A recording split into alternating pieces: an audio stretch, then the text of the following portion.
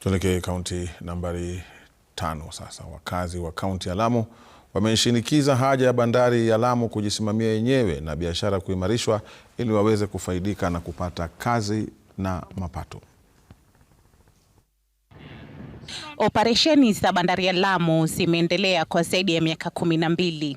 Wakazi wakilalamika kunyimwa nafasi za ajira bandarini. Wanadai kuwa kazi ndogo ambazo hazifai kupewa wasiotoka kaunti hiyo kama vile kufagia, kuuza mayai, kuuza maji hazipewi wakazi. Hii poti iko kwetu na wanaofaidika si watu wa kutoka Lamu. Kuna kazi kama za kupeleka maziwa, maji, hizo tena ndogo ndogo zote tunafaa hata sisi tupate, lakini analeta watu kutoka nje ndio anawapa. Nimewasomesha watoto kwa shida. Nimeuza mashamba, nimeuza ploti kwa sababu kusomesha watoto. Lakini la kusikitika sana Bwana Rais ni kuwa watoto wangu nimewasomesha lakini kazi hawakupata kulingana na poti. Kulingana na wakazi, wangefaidika pakubwa iwapo bandari ya Lamu ingeweza kujisimamia yenyewe. Poti ya Lamu imekuwa si yetu. Poti ya Lamu imekuwa ya Mombasa.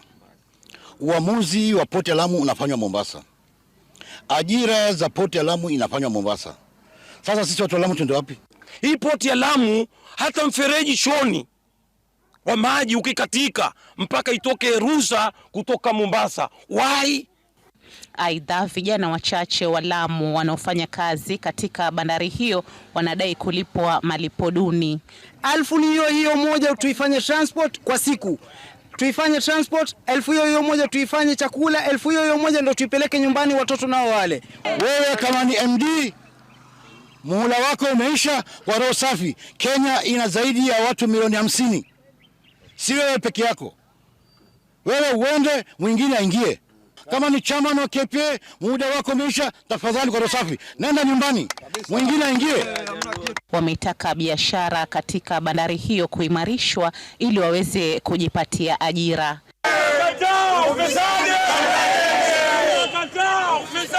Rahma Rashid, Runinga Citizen, Lamu.